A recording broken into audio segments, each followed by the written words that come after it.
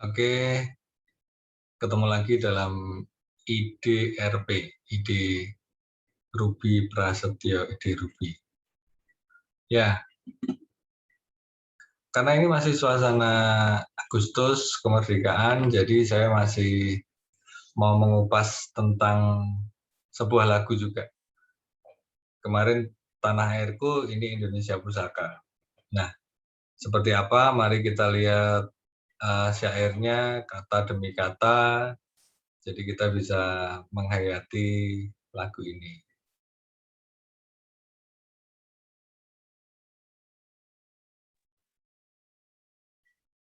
Ya, inilah syairnya. Indonesia, tanah air beta, pusaka abadi nan jaya. Indonesia sejak dulu kala selalu dipuja-puja bangsa. Terus kemudian referennya, di sana tempat lahir beta, dibuai dibesarkan bunda. Tempat berlindung di hari tua sampai akhir menutup mata. Itu tadi bait yang pertama ya. Kemudian bait yang kedua, sungguh indah tanah air beta, sungguh indah tanah air beta, tiada bandingnya di dunia. Karya indah Tuhan Maha Kuasa bagi bangsa yang memujanya. Terus kemudian bait yang referen dari bait yang kedua, Indonesia Ibu Pertiwi, kau kupuja, kau kukasih, tenagaku bahkan pun jiwaku kepadamu rela kuberi. Nah, saya rasa ini juga lagu yang rasanya itu juga mungkin diciptakan atau dinyanyikan atau terinspirasi saat di luar negeri karena ada kata-kata di bait yang kedua, di bait yang pertama tapi di bagian refrennya. Di sana tempat lahir beta. Artinya di sana itu kan tidak sedang di sana kan artinya. Artinya tidak sedang di Indonesia. Kok bukan daerah di Indonesia? Enggak, karena di sini Indonesia tanah air beta, pusaka abadi nan jaya. Si penulis ini sedang menceritakan tentang Indonesia yang merupakan tanah air dari si penulis ini. Indonesia sejak dulu kala selalu dipuja-puja bangsa. Nah, kalau ini lagu, saya kurang tahu lagunya kapan muncul, tapi ini kan lagu-lagu di awal kemerdekaan rasanya ya. Nah, artinya sejak dulu kala itu dipuja-puja bangsa, ini sejak kapan saya juga tidak tahu, tapi sebagai bangsa Indonesia, sejak dulu kalanya itu bisa jadi memang sejak sebelum penjajahan bahkan dengan kerajaan-kerajaan yang ada di Indonesia, menurut saya pantas kalau ini dipuja-puja bangsa ini kok kalau saya menyimpulkannya bukan hanya bangsa Indonesia yang memuja bangsanya sendiri, tapi justru bangsa-bangsa asing juga, bangsa-bangsa lain. Jadi, dan ini sejak dulu ya, jadi sejak sebelum merdeka itu dipuja-puja, mungkin sejak zaman kerajaan itu dipuja-puja oleh bangsa yang lain bahkan, bukan hanya bangsa Indonesia sendiri. Nah, kenapa begitu? Nah ini, kata kuncinya ada di sana. Tempat lahir beta dibuai dibesarkan bunda, tempat berlindung di hari tua sampai akhir menutup mata. Nah ini bagi mereka yang di luar negeri mungkin jadi kalau Indonesia di mana? Oh di sana tempat lahir beta dibuai dan dibesarkan bunda. Sampai di situ itu rasanya adalah cerita masa lalu yang sangat kuat, sangat melekat, sangat indah di Indonesia, di sana itu. Nah, kemudian sampai di refren bait pertama bagian akhir, tempat berlindung di hari tua sampai akhir menutup mata. Nah, ini juga rasanya orang yang mungkin bepergian atau sedang berada di luar negeri akan berpikir bahwa besok akhir hari tua sampai meninggal itu kayaknya lebih lebih enak di Indonesia atau memilih untuk tinggal di Indonesia. Nah, itu review saya yang di bait pertama. Kemudian yang di bait yang kedua, sungguh indah tanah air beta, tiada bandingnya di dunia. Nah kalau kemarin saya sempat membicarakan tentang tanah airku itu ya. Ya kayak gitu, nggak ada bandingnya di dunia. Dan ini beneran nggak ada bandingnya. Bagaimana negara dengan ribuan pulau terbentang di Katulistiwa dengan segala kekayaan alam, kekayaan sumber dayanya itu nggak ada bandingannya. Karya indah Tuhan Maha Kuasa bagi bangsa yang memujanya. Nah, lagi-lagi bangsa di sini kalau kalau tangkepan saya ini bukan hanya bangsa Indonesia, karena bicaranya kan ini bicara global ya, tiada bandingnya di dunia karya indah Tuhan Maha Kuasa bagi bangsa yang memujanya. Jadi bahkan bangsa-bangsa lain. Nah, yang referen bait kedua, Indonesia Ibu Pertiwi, kau kupuja, kau kukasihi, tenagaku bahkan pun jiwaku kepadamu rela kuberi. Nah, sampai di sini si penulis sebagai pribadi dia akhirnya ya mengungkapkan ini pujian bahwa kau kupuja, kau kukasihi. Nah, tenagaku bahkan pun jiwaku kepadamu rela kuberi. Ini mungkin kalau dilanjutkan nanti lagunya Padamu Negeri kayak gitu ya. Tapi betapa orang-orang yang menyadari keberadaannya dan bagaimana dia harus kontribusi di Indonesia, pasti dua baris terakhir ini menjadi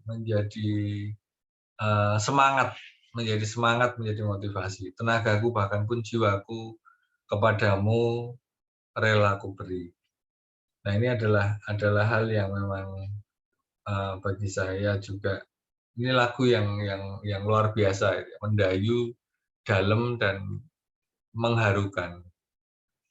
Ya,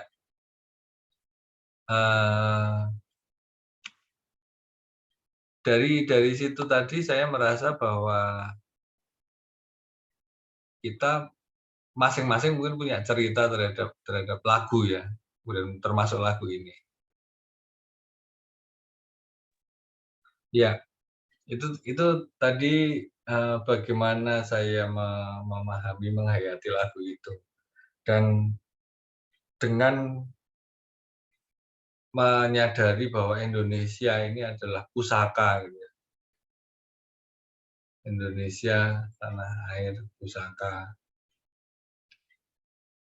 Dan keindahannya itu memang sampai sekarang pun saya rasa tidak tertandingi, tidak ada bandingnya. Dan ya itu betapa luar biasanya. Kita mau ngapain lagi gitu ya. Mau ngapain lagi dalam artian kita sudah berada di negara yang kaya. Tinggal bagaimana kita menjalani kehidupan di negara ini dengan baik, saling mendukung, saling toleransi, tak saling menjaga gitu ya, menjaga eksistensi kita juga dan menjaga bangsa kita. Nah, saya mungkin ingin kembali mengingatkan beberapa waktu lalu saya bicara tentang eksistensi. Jadi kalau sekarang ini mungkin yang paling mengganggu gitu ya, mengganggu atau mengkhawatirkan itu mungkin yang saya garis bawahi adalah terancamnya persatuan karena berbagai perbedaan. Nah, dan perbedaan ini yang paling mengancam kalau kita bilang dulu SARA gitu ya, suku, agama, ras, antar golongan. Saya rasa yang sekarang muncul paling tinggi adalah agama. Suku saya rasa tidak ada begitu masalah. Kemudian ras juga mungkin Tionghoa yang paling diserang dalam tanda kutip, tapi rasanya sudah mulai berkurang dan mulai berimbang kayak gitu. Antar golongan juga saya rasa tidak ada masalah, tapi memang untuk yang agama ini masih sangat apa namanya mengkhawatirkan atau perlu diwaspadai seperti itu ya. Nah, saya merasa begini, karena kembali pada yang video eksistensi itu, sebenarnya setiap orang itu kan punya punya pilihan ya, dan pilihannya pasti akan berbeda satu dengan yang lain, bahkan anak kembar sekalipun mungkin saat harus memilih itu pasti pilihannya bisa jadi berbeda. Jadi kalau nggak begitu nanti dia menikah hanya dengan satu orang saja karena pilihannya sama itu. Nah, bagi saya agama juga sebenarnya kalau kita menyadari di dalam agama itu sendiri pun perbedaannya banyak, tajam juga kadang-kadang. Jadi kalau saya membuat analoginya, agama itu kayak motor gitu ya. Misalnya motor dengan berbagai merek A, B, C, D, E. Nah, terus kemudian ada di jalan. Jalannya ini negara gitu. Nah, kenapa motor? Karena motor ini punya tujuan ke suatu yang di depan sana. Entah itu apa, surga dan neraka, nirvana, atau apapun, ada satu tujuan.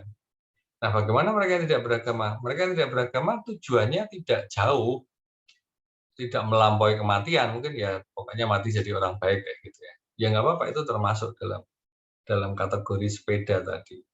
Nah, dari sepeda yang ada, misalnya ada katakan ada A, B, C, D, E, F gitu ya. Kemudian G ini lain-lain, merek lain-lain masuk dalam satu kumpulan itu. Nah, kemudian berjalan bersama, ya bagaimanapun juga harus mematuhi aturan yang ada di jalan itu. Jangan terus kemudian, wah saya nggak cocok sama aturannya, saya tak membuat jalan sendiri. Nah, kalau sudah membuat jalan sendiri, rasanya ini yang memang membahayakan, sehingga kita perlu mengingat lagi, ngapain sih negara ini ada, ngapain sih negara ini dilahirkan, kayak gitu, tujuannya apa, dan seterusnya, sehingga kita akan kembali mengingat bahwa tanah air ini kita puja, kita kagumi, kita kasihi, dan bagaimana kita mengelolanya dengan baik. Segala keindahan ini harus dikelola dengan baik. Jadi kembali ke motor, analogi motor dan jalanan itu ya sudah, jalanan ini memang yang harus diperbaiki jalannya. Jangan buat jalan sendiri. Meskipun dengan buat jalan sendiri kemungkinan akan lebih baik, tapi siapa tahu kemungkinan juga justru akan menjadi buruk, nggak pernah ada yang tahu. Makanya bagaimana yang sekarang jalanan yang ada ini kita tata, kita atur bersama supaya lebih baik. Nggak mungkin kan merek A tadi akhirnya buat berbagai jenis bentuk motor, terus kemudian udah jalan di situ. Kalau misalnya motor A1, A2, A3, A4, dan seterusnya ini mereka di jalanan, kalau mereka mau pakai aturannya masing-masing, ya nanti ada jalan A1, jalan A2, jalan A3. Lah terus negara tinggal di mana? Fungsinya seperti apa? Ya, itu mungkin yang ingin saya sharing-kan dari lagu itu, kemudian hubungannya dengan kondisi bangsa yang sekarang ini. Mari kita menjaga persatuan, kesatuan, dan seperti yang disampaikan di lagu ini di bagian akhir tadi, tenagaku bahkan pun jiwaku kepadamu relaku beri. Menurut saya ini yang luar biasa menginspirasi. Semoga 76 tahun Indonesia merdeka ini akan mempunyai sesuatu yang lain, sesuatu yang baru, yang tercipta untuk kebaikan Indonesia, karena saya yakin kebaikan Indonesia ini kebaikan seluruh bangsa, kebaikan dunia. Dari lagu ini saya belajar dan saya mempercayai. Begitu dari saya, Ide Ruby. Ketemu lagi di IDRP, Ide Ruby Prasetyo, Ide Ruby. Terima kasih.